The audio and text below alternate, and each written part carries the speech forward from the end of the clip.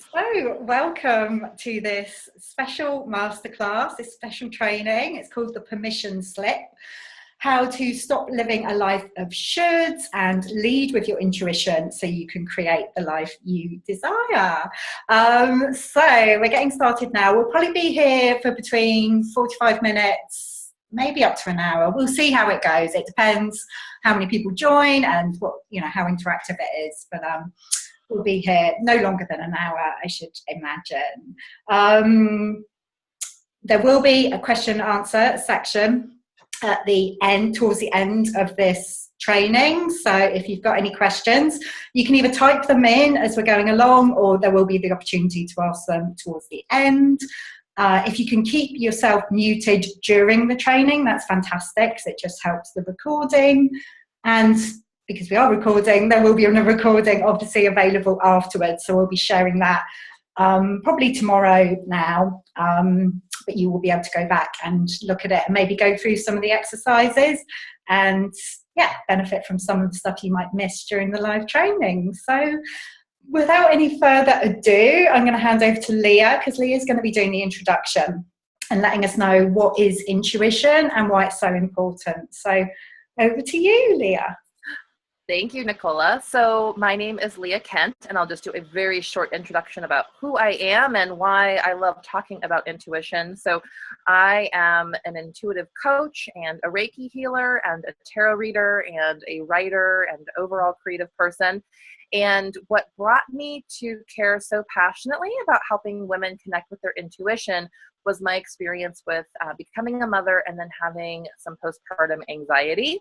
And what I learned in that healing journey, which is ongoing. I feel like I've been on a healing journey my whole adult life, but in particular, after going through the postpartum anxiety, I became really clear where I was not connected to my intuition, not feeling empowered. I really gravitated towards Nicola's work on healing your inner good girl, because I realized I was a huge approval seeker and almost felt paralyzed from making decisions on my own because of those factors in my life. So learning for myself how to really take a sense of full empowerment, that is how I got really connected with a sense of being in tune with myself, my intuition, my guides, source, universe, however you want to call that energy. And that is why I'm so passionate. I've experienced the difference from really feeling completely disconnected and disempowered, and then moving towards a place of much more connected to intuition and much more empowered. So that's why I really love talking about this and doing anything I possibly can to help others experience this as well. So when we say intuition, I say that in terms of connecting to a flow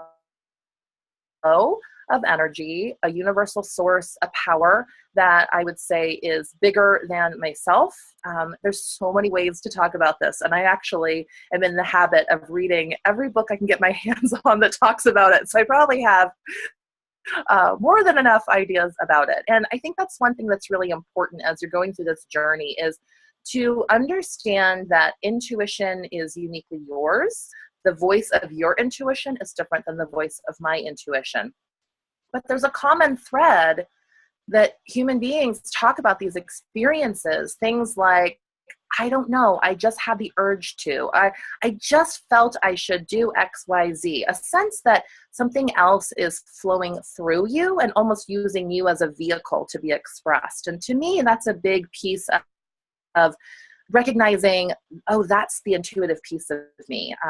There's something personal about it too. So not only is it universal, it's also personal in terms of trusting that if I were really living from a grounded and connected place, I would be making choices for myself that led me to my best life, that kept me on my soul purpose. So that is the benefit of connecting with your intuition. It's accessing the wisdom and the decisions that are going to lead you to your best life. And I think that's the piece about empowerment that's so amazing when we talk about intuition and soul guides. That's another word that I like to use for intuition. I like to think about accessing and tapping into sort of my highest self or my best self. Another thing that I love as a metaphor for intuition is my inner wise woman. That is a really powerful, for me, that's a powerful metaphor, like the part of me that knows all the answers. And that's what I will wrap up with here, is that I believe one of the big benefits of doing this work to connect with your intuition is that it helps you move away from looking for outside validation and answers, and instead looking within for those answers to help you move forward. So I will leave it at that and let Nicola take over to talk about how we do get shut off from our intuition. Fantastic. Thanks, Leah. And it really actually flows on from what you've just been saying, because you alluded there to the idea of the inner good girl, which is what a big part of my work with different women is about. It's about moving past our inner good girls, and our inner good girls are these parts of us that want to get it right. They want to please others. They want to fit in, and we learn to be kind of a good girl at a very young age. You know, as little girls, we're kind of rewarded for being well behaved, and very often, you know, for being quiet and you know, being good girls. We're rewarded for that, so we learn that, okay, it's good for me to be well behaved, to kind of fit in, to follow the rules. But what happens is that when we learn, oh, okay, I need to be good, I need to behave in a certain way, I need to meet the expectations of others, is that we very much start looking for external validation all the time. So we're kind of looking outside for the answers rather than trusting ourselves. And like I said, we learn that at a really young age when we don't know what's happening, but we pick up these messages either directly, you know, from our parents kind of telling us how to be well behaved, or kind of, you know, quite subtly when we see other people behaving in a certain way. And, you know, maybe we have times when we don't fit in and we get kind of either told off or laughed at, or kind of, you know, punished in some way for not fitting in and not doing things in the expected way. We pick up this message like, that, hang on, I need to always be kind of on alert, looking outside for what's the right thing to do, what's the right way to be. And we lose track of that inner knowing, which we all have. We're all born with this kind of really strong sense of intuition and knowing, but very often we get shut down from that because we're taught that we have to be a certain way. And like I said, that continues with us as we go through our lives, as we grow up. We're so strongly in that habit of looking outside for the answers that we forget to even look inside. And, you know, if at times we do have kind of an idea come to us or an insight, very often we would just shut it straight down, because it's like, oh no, I need to check with other people. I need to check this out and, you know, see whether it's okay, because I want to fit in. And that can be quite damaging for us when we lose touch with our own inner knowing. And I wanted to share a personal experience of how this happened for me, how I learned that it was very important for me to be a good girl and to fit in, and, you know, not to listen to my own inner knowing. And a really key experience for me, which I'll share with you now. And actually, there's probably lots of experiences that kind of impacted on me shutting down my own intuition, but this is one that really comes to mind. So as I'm speaking about it, just think, hang on, you know, does this remind me of anything that happened in my life when I was growing up? And it would be interesting to hear some of your experiences there. Maybe you can type them into the chat box or share them in the Q&A at the end if you're open to. But my experience it was when I was at school. And I always, I was always quite a good pupil at school. I was a good girl. I was known as a good girl. And I remember one day, I was probably about 6 or 7. And I write about this in my book, Heal Your Inner Good Girl, as this like real key experience. But I was in a class and we had a like stand-in teacher. She wasn't our normal teacher. So she didn't know me. And she didn't know that I was a good girl. I was just like one of the class. And she'd given us something to do, and I can't remember exactly what it was, but it was some kind of creative work, some kind of creative writing. So she gave us this kind of exercise to do, and I remember the experience of being in class and just writing really freely. So I was obviously really tuned in to kind of my intuition, my inner knowing. It was a very free process. It felt really good. And I finished first. I was the first one to finish, and I took my work that I'd written, and I thought it was really good. I took it up to the front of the class and handed it to the teacher, and expecting praise and expecting her to say, "Oh, well done, Nicola." And she stopped everyone in the class and she said, "Everyone," she said, "this is why we don't rush our work, because Nicola has finished first and it is absolute rubbish." And that's what she said. She used those words. Absolute rubbish. And I'm laughing about it now, but actually it's still kind of, it still gets to me, because I was a little girl. I was like 6 or 7 years old, and in that moment I was crushed. I was expecting praise. I was expecting someone to say, "Oh, it was really good, well done." And instead I got told in front of everyone, all of my friends, that it was absolute rubbish. So I felt such shame in that moment that I shut down. And in that moment, I think I told myself, "Nicola, you need to be careful. You can't just be sharing yourself freely. You need to be checking constantly whether it's okay for you to share something, because otherwise this kind of thing can happen and you can get told that you're rubbish, or you can be told off." And the reason why this is relevant to what we're talking about today is, it's part of that process, these key experiences. And like I said, you might have had similar experiences either with parents or teachers or someone else when you were growing up. And it's all part of that process that happens where we shut off from our own kind of inner knowing, our intuition, and we make a decision in those moments, in those experiences, to start looking outside for the answers and to put other people's opinions above our own. And that's definitely what happened for me. And I didn't even really remember that experience until years later, when I was doing my counselling training, and we had to remember a time when we experienced shame. And that memory just popped back into my mind, and I realised in that moment that had a huge impact on me, because for years and years after that, and there were obviously other experiences that impacted on me as well, but I spent years trying to do things properly and trying to follow the rules and get it right and kind of have a sensible career and, do a sensible degree and all of these things. So I lived my life based on other people's expectations.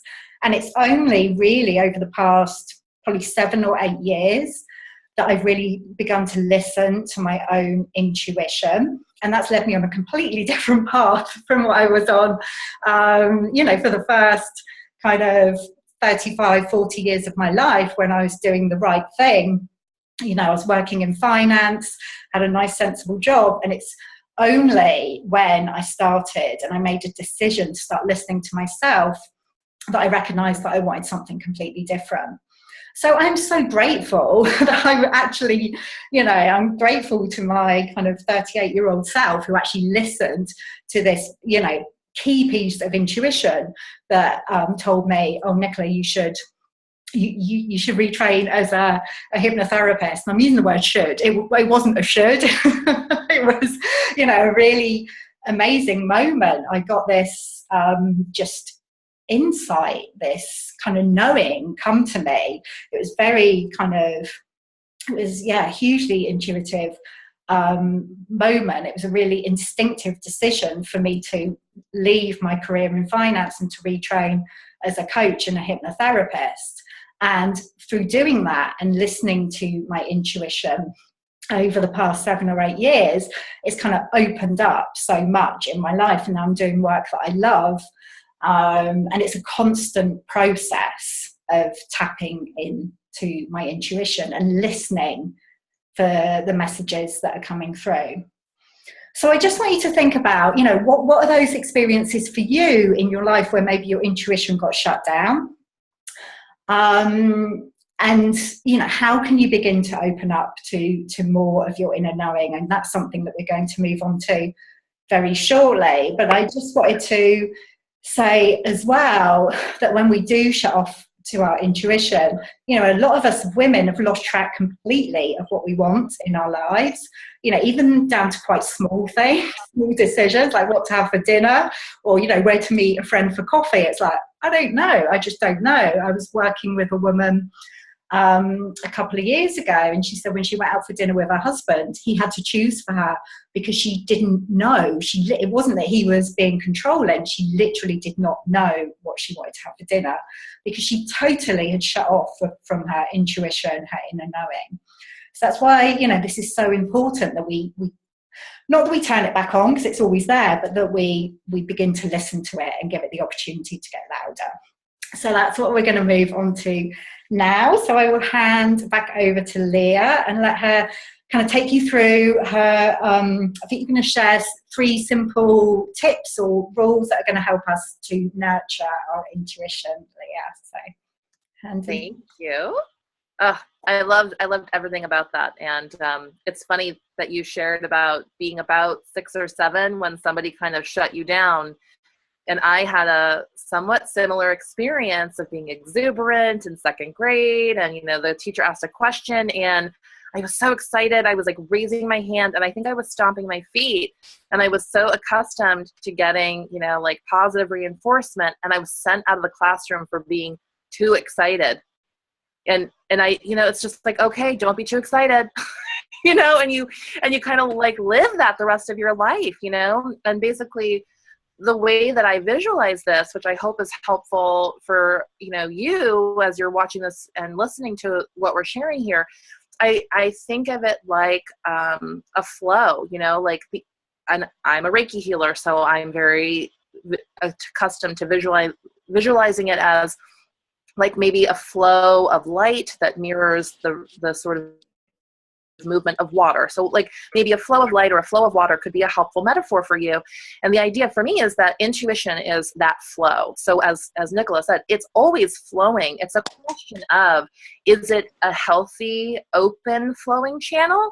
Or is it like a little teeny tiny trickle because you've shut it down with all of these decisions over time that said, this isn't okay, I'm not enough, etc. And at the end of the day, when you shut that stream off, you know, it leaves us not whole and complete and living our best lives. So that's where I love to think up and practice and try on very tangible, real world ways of opening that flow back up. I am all about the mundane every day because I think that's such a powerful tool. It's easy to say, okay, open my energy channel. Okay, but how? So here's some how ideas for you that you could implement as soon as we conclude our webcast today.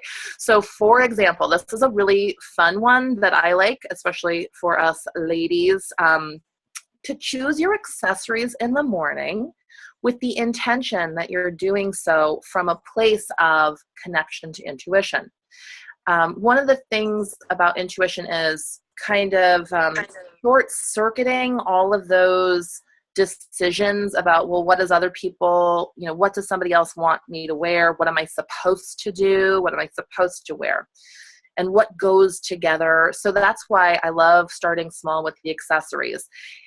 So what I recommend is you just take a moment, you take a pause in the morning, and you just kind of take a deep breath as I'm doing right now. You kind of settle in and you say, okay, I have the intention of choosing the accessory I'm meant to wear today.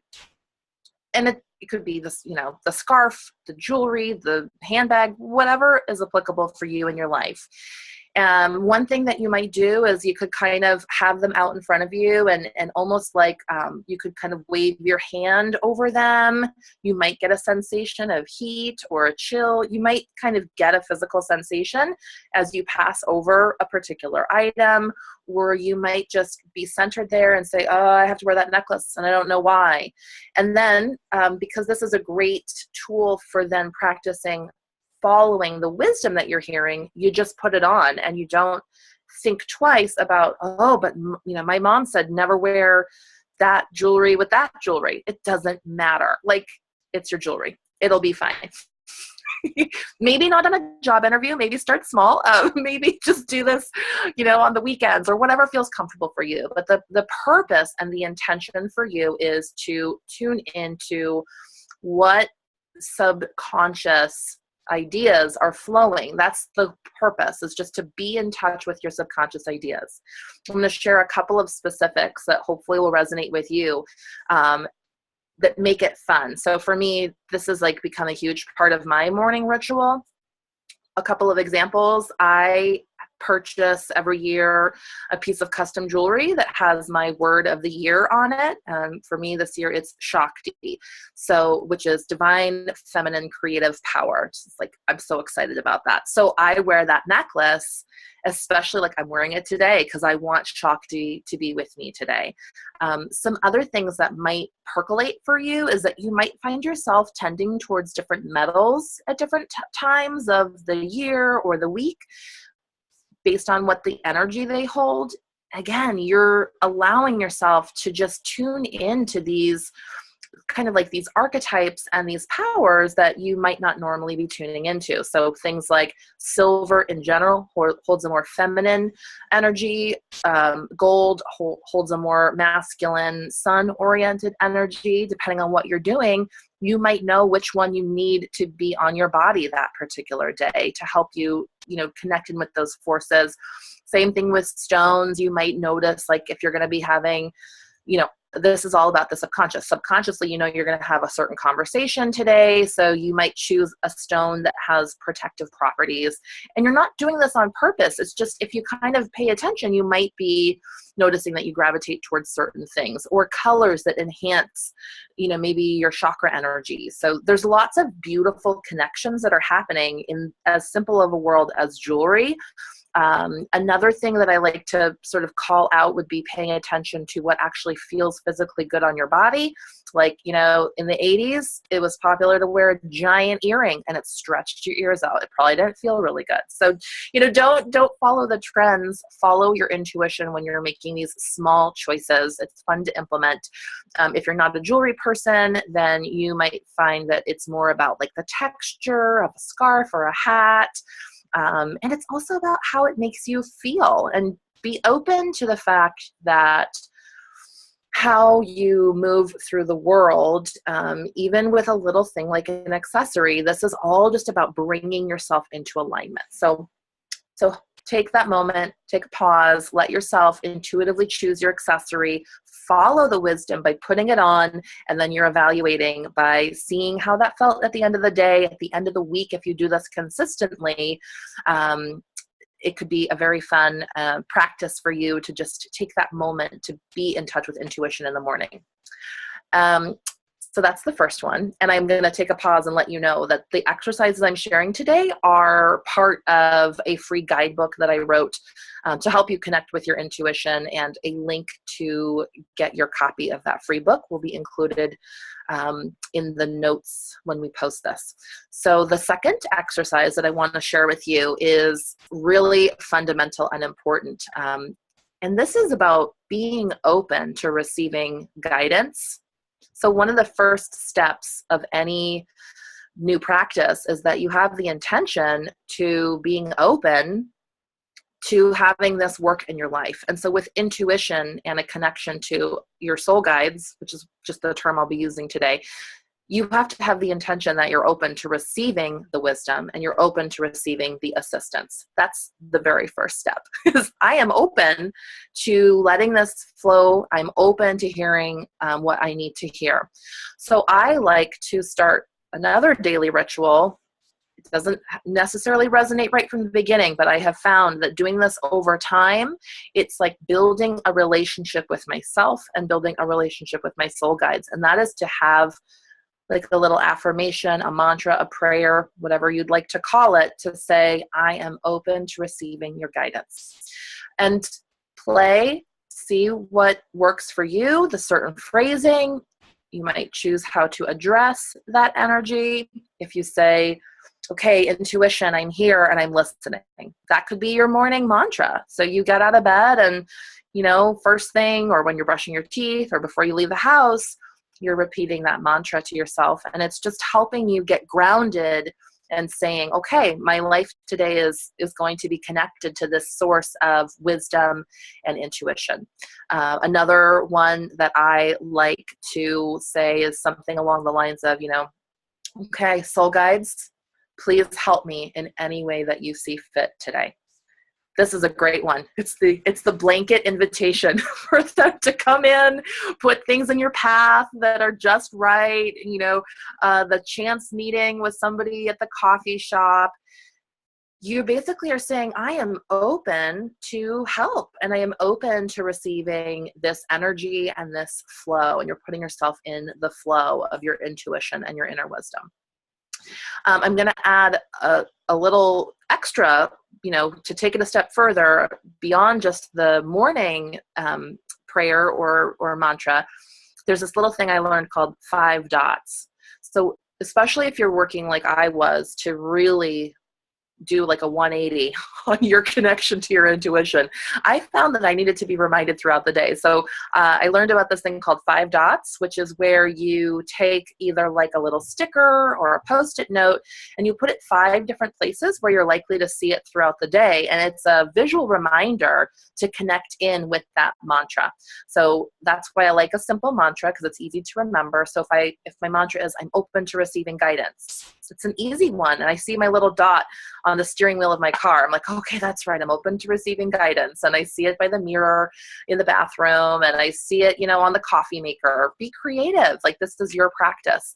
But I find that to be a really neat one if you want to be reminded throughout the day. And then in our technology world, something that I've done is also set reminders on my phone. So like basically the alarm, and I'll use it throughout the day to be reminded to say my affirmation. So that's one that you can implement. And then the third one that I wanted to share with you is, and this is my favorite saying, let yourself want what you want. And to go into a dialogue with yourself and your soul guides to start letting your desire bubble up. So one of, the others, we're talking about intuition and inner wisdom. There's also a piece of this, or maybe it's like one of the mirrors on the disco ball of what we're talking about, which is the desire piece, and that's what we call this masterclass. It's like how to live in alignment with your desire. And as we're talking about, good girls are often trained that you're not even allowed to have those desires in the first place, let alone take the steps to manifest them and bring them into your life. So just the step of letting yourself want what you want, naming those desires, being in touch with them, this is a huge piece of the process of opening or enhancing your flow of connection to intuition and inner wisdom. So what I recommend, or what I have done and found to be very effective, is what I call a divine dialogue journaling practice. So the same mantra type of thing I just mentioned, saying something along the lines of, I'm open to receiving your guidance. I say that before I journal. So before I even put pen on paper, I say, I am open to receiving your guidance and I am ready to listen. And you let the pen flow in what I would call like a free writing or stream of consciousness journaling. And it can take some time, but if you sit down with this intention, I have found eventually that comes through. You start to get little snippets in the writing where you're like, I wrote that? Oh, I didn't know I felt that way. Oh, apparently that's what I actually want. So that is something that I recommend. I have all of the prompts for those journaling exercises in the 7 Days of Yes guidebook. So I won't walk you through those because we have our own journaling exercise for today. But just having the intention that it's okay to want what you want, even if you don't act on it. It's important to let yourself want those things, because that opens up this channel of energy that we're talking about. It's another element of that. And I will leave it there because, as I said, we do have a beautiful journaling exercise, and I am going to let Nicola lead that right now. Yay! As you were speaking there, Leah, you just kind of triggered off a memory for me. And it was the first time I think that I really tuned into my intuition when I was journaling. I was on, and I'll just share it because actually it just shows how this is a process, and once you get into the habit of it, it flows much more easily. But it was about 10 years ago, and I was on this personal development holiday, and you could do different kind of classes with different teachers, and one of them was, I think it was called Divine Guidance Writing or something like that. I'd never done anything like that before, and at the end of the week we had to tune in and ask for guidance and just write and just see what came. And honestly, my writing, it wasn't even proper words because I was so blocked from my intuition. And I was but one of the words was teach that came through for me. And I was I was thinking about teaching as the traditional kind of being in a classroom teaching. I was I don't really want to be a teacher. But now, I am a teacher of a different kind. So it's really interesting that word came through for me. But I just wanted to share that because at the time it felt really hard to get that guidance. But actually, now when I sit down and I'm doing my journaling and I ask for that guidance to come through, it flows much more easily. So, if you can allow yourself to go through those initial challenging times, it's such a powerful, powerful tool. So thank you for sharing that and triggering that off for me. Oh, I'm so glad. My pleasure. Fantastic. So what I'm going to lead you through now is an exercise, and we're going to tap into your intuition by tuning into your body, because in my experience, our bodies are one of the most powerful ways that we can tune into our intuition and access that inner knowing that we have. But very often we're not really connected to our bodies, in the world nowadays. Very often we're just up in our heads, or we're kind of looking out there all the time, as I was talking about, and we don't very often pay attention to what's going on in our bodies unless we get sick or we're in pain or there's something really obvious going on. So what I'm going to invite you to do is to actually tune into your body, and I'm going to guide you through an exercise, and then we'll go into the journaling prompts, and you'll have a little bit of time just to journal and see what comes up for you. Before we do that, I just want to share a really quick way that you can use your body to tune into intuition and to help you to make decisions. And it's something called the sway test. And I think it comes from kinesiology. I'm not a kinesiologist, but I'm just going to stand up to show you this because it's a really great tool. It's deceptively simple.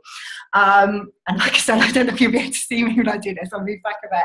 But all you do is you just stand up, and if you've got kind of a question, I'm going to move my chair out of the way, that you're trying to kind of decide what to do.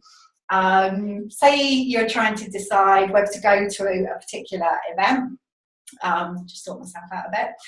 And you just use your body as kind of this divining tool, really, kind of a source of divination to get the answer. So just you stand quite relaxed, just with your knees a little bit bent. And you can start off by just saying something that you know the answer to, like saying a statement like, I'll say, I am Nicola, I am Nicola. And when I say that, I naturally sway forward. Whereas if I say, I am Leah, I am Leah, I naturally sway backwards. So my body is kind of telling me what is true. It's letting me know, yeah, I'm Nicola, that's true. I am Leah, it's not. So you can use this, say, you're thinking about going to a particular event or doing something, you can say, I am going to, I don't know, whatever it is, I'm going to Joe's party or whatever it is. And just notice whether your body sways forwards or backwards. And it will give you the answer of what's actually best for you. You can use it as you go through your day, like say you're deciding what to have for lunch and, you know, whether to have tomatoes in your salad. Maybe you feel you've got a bit of an intolerance to a particular food. So you just say to yourself, I'm having tomatoes, and just notice, see, I'm going forward. I love tomatoes, but, you know, just notice what your body does, and you can use it, you know, use it as often as possible. And it's such a powerful tool. You know, your body will let you know whether it's good for you to do something or not. So I just wanted to share that with you. Hopefully that made sense, but you can ask any questions in the Q&A afterwards. But now we're going to go into the exercise where I'm going to invite you to tune into your body. So I just want to invite you to close your eyes if that feels good for you right now, because that can help you to tune into what's going on physically. And just make sure you're nice and comfortable, preferably with your feet on the floor so you feel grounded. That's good. And just turn your attention inwards. So turning your attention away from the outside world and bringing your attention into your body. And you can just take a couple of minutes, a couple of seconds, just to focus on your breath. And just maybe take a couple of deep breaths in,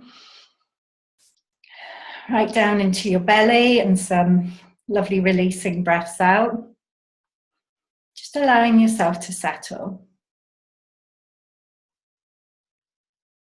And then just notice what's going on in your body, and notice what part of your body you're drawn to. Okay. What part of your body is calling you right now? Just ask the question. Silently in your mind, you can just ask yourself, which part of my body needs my attention right now? And trust the answer that comes to you. It might be quite subtle, and sometimes you can think, oh, I'm just making this up, but just go with it. You know, the whole thing here is just going with whatever comes up for you. And take your attention to that part of your body that you've been drawn to, wherever it is, shoulder, throat, chest, stomach, somewhere else. And just notice what physical sensations you're aware of there. Just notice how it feels physically, whether it feels warm or cool, whether it feels like it's moving or still, if it's heavy or light, solid or more fluid. And just ask yourself the question, if this physical sensation was a colour, what colour would it be? And again, just go with whatever answer comes to you. A colour will come to mind, so just trust that that's the right one for this moment.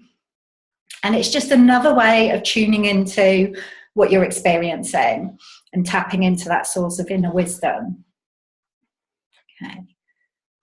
And then ask yourself, if this physical sensation were an emotion, what emotion would it be? And again, just noticing what comes to mind.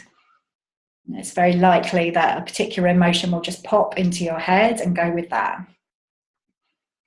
Okay.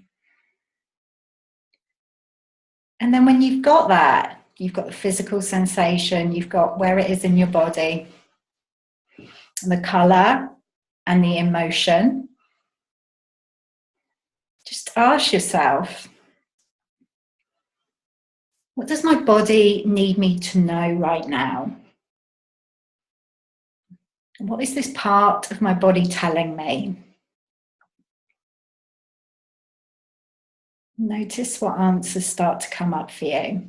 And you can start to jot them down if you feel you need to. Like I said, your body will always let you know kind of what you need to know. It will always give you the answers.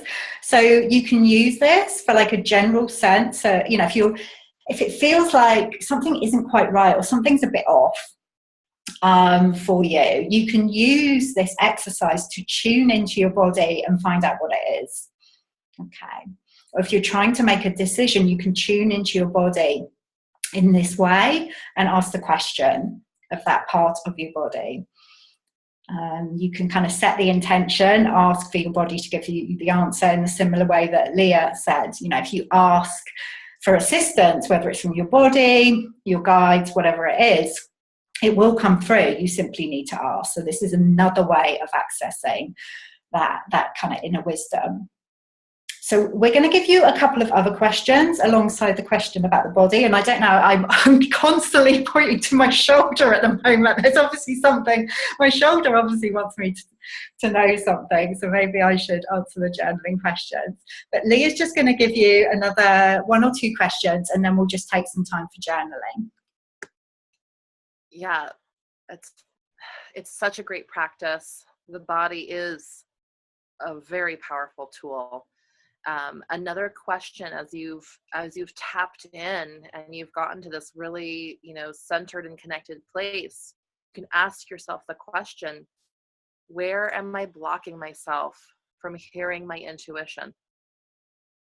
And just feel into that for a moment. The other question I like to ask frequently of myself, my body, and my guides is, what do I need to release that's no longer serving me? You might be surprised at what bubbles up when you ask yourself these questions. And you can ask them of yourself frequently. This is a practice. This is an ongoing relationship with yourself, your intuition, your connection to source, your soul guides. So you ask that question in times of calm, in times of crisis and stress, when something's come up. The questions work both ways, and you'll just get the right answer that you need at that moment in time. And I want to add, because this question comes up a lot with the journaling and these questions, which voice do I trust? I'm getting a lot of different answers that are coming through. And a good rule of thumb would be to trust the first response.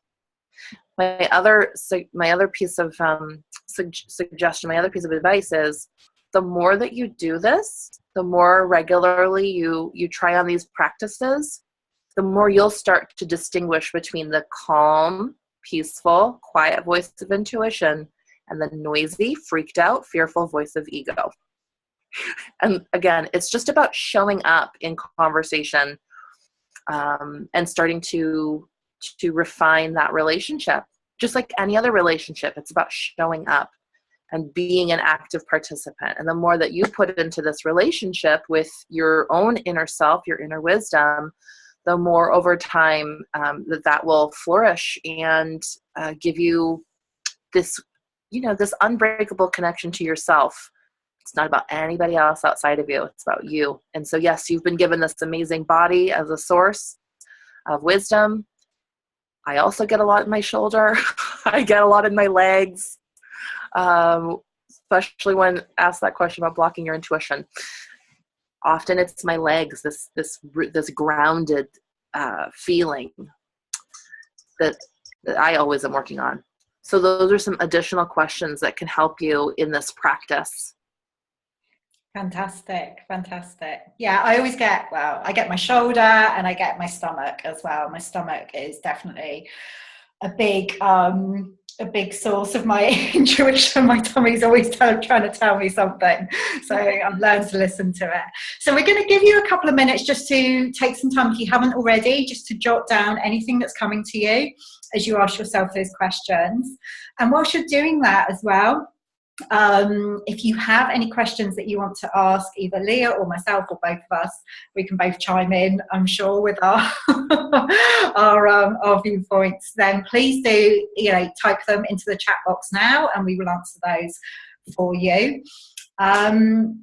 And what we're going to do at the end of the session is invite you. You know, we've called this session the permission slip.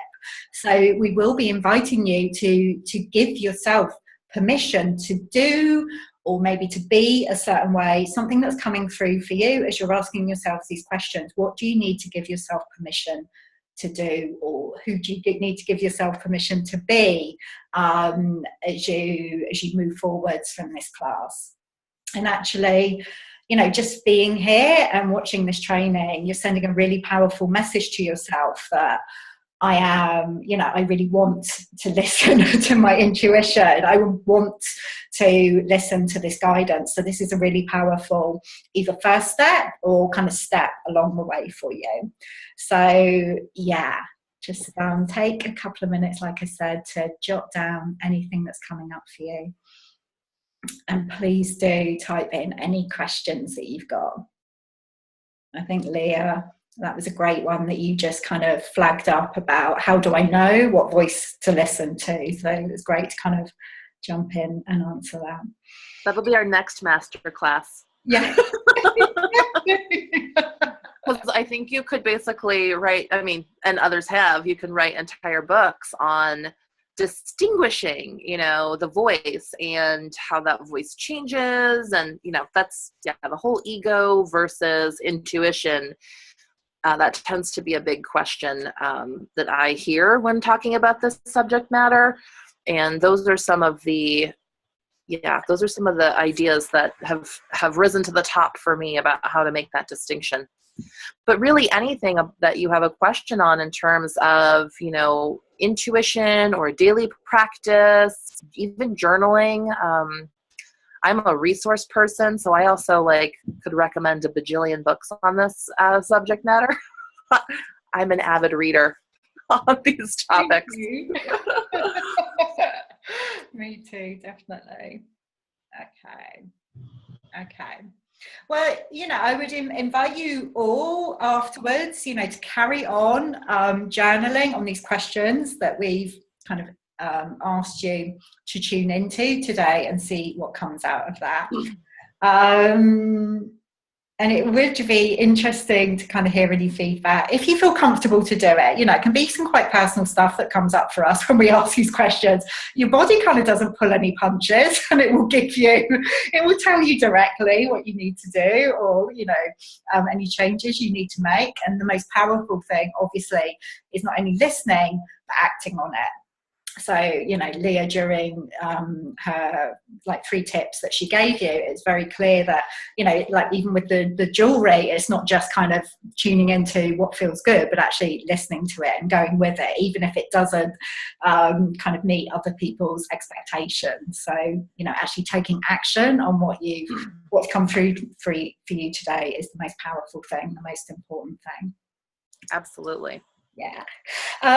So before we finish, I just want to let you know, if you're interested in exploring a bit more about the idea of the inner good girl and how to move past the inner good girl and tune into what I call your unbound self, which is the part of you that knows, the part of you that's free of any limitations or restrictions, the part that is truly, authentically you, you can grab a copy of my book, which is called Heal Your Inner Good Girl, A Guide to Living an Unbound Life.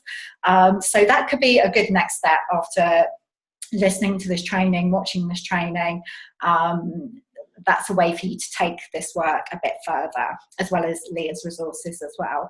But what we will do is we will put all the links around the recording of this session once it's available. Okay. And let's really quickly, if you are just listening and you're not looking at the screen, my website is leahcherrykent.com. If you go to the resources tab, you'll find the guidebooks. And what's your website, Nicola? NicolaHumber.com. Perfect. So you can find us there. I want to express a huge gratitude for everyone who is watching this with us live, who's watching it not live. As Nicola said, just taking the time for yourself to be in this conversation is a huge, huge step on connecting with your intuition and your inner wisdom. You're already on that journey by just even being here. So I just want to send a lot of love and blessings, because I really honor where you are on that path. And it's truly fantastic to be able to share this conversation with you. So thank you so much. And thank you to Nicola for being my amazing co-host. This is Nicola and I go way back in internet years. We started our conversation over a year ago, I believe, around, intuitively choosing like a price for a product, that, something as sort of quote unquote simple as that. But it's really, she has such a wealth of knowledge and such a great spirit and energy about her on these topics. So it was a huge intuitive yes to do something together. So I'm just glad that this manifested in this wonderful conversation. Absolutely. And just before we finish, like I said, the whole title of this class was the permission slip. So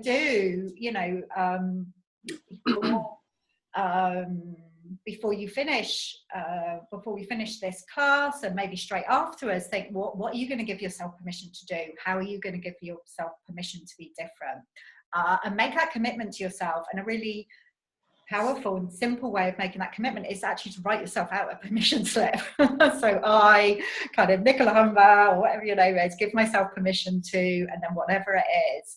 And you can use some of the tools that we've covered during the class today. I'm thinking of the 5 dots that Leah was talking about. That'd be a really powerful way to remind you that you've given yourself permission to do this particular thing as you go throughout your day. And I'd be really interested to hear what you give yourself permission to do. So please do, if you don't get a chance to type it into the comments, contact us afterwards. Just reach out to us afterwards, because we'd be fascinated to know. Just send us a message. Jessica, thank you so much. This has been great. I'm giving myself permission to make bad art and to start the business I've been thinking of for a while. Oh, I love that.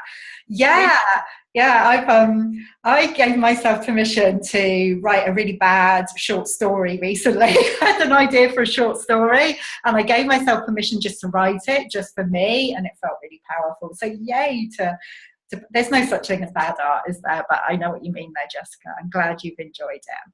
Oh, that's so wonderful. Yeah, Jessica, I have to add on to that, because as a creative myself, I know how we can get really stuck blocking ourselves from the creative, intuitive flow by thinking it's not good enough. So yeah, giving yourself permission just to make whatever it is and not judge yourself, that's a powerful practice. And I will also share one thing that's coming up in my life, is I give myself permission to write before I clean the kitchen. Meaning, usually, if you're a mother like I am, you always think like, I got to do this for the other person. I have to keep the kitchen clean and da da da da. And what I find is, at the end of the day, I did everybody else's stuff first and I didn't get mine. So I use a timer to make sure I get between 10 and 20 minutes of writing time. That's my spiritual practice. And I use a timer and I guard that time. And that is permission that I give myself to take care of myself. So that's my permission slip.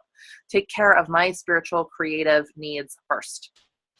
And I will read that Tammy's giving herself permission to accept that she can let go of high expectations. That's a powerful permission slip. I sign off on that. I authorize that for you. Yeah, absolutely. Me too.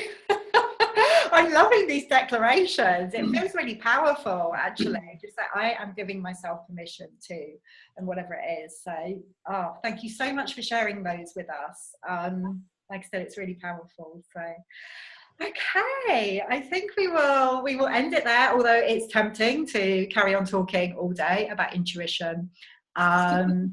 And yeah, Tammy's saying it's so important, that spiritual me time. Yeah, it is. It really is. And I think, this is something that I always say to my clients: when we look after ourselves and we serve ourselves, then we're able to look after everyone else. And it's a cliche, but it's a cliche because it's true. Anyway, I am going to shut up now, because like I said, I think we can both talk forever, Leah, but we will finish this. Yeah. So thank you so much to everyone for joining us today. Really appreciate it. And if you're watching the recording and you have any questions, you can comment below the video. and we will come back and answer them. But thank you so much. Jessica's asking, did you post the links? We will post the links when we post the recording, Jessica, so everything, all the links you need will be there. Okay, fantastic. Okay, so like I said, thank you for joining us. Maybe we'll do a follow-up one, Leah, as well, about the difference between ego and Yeah. So look out for that.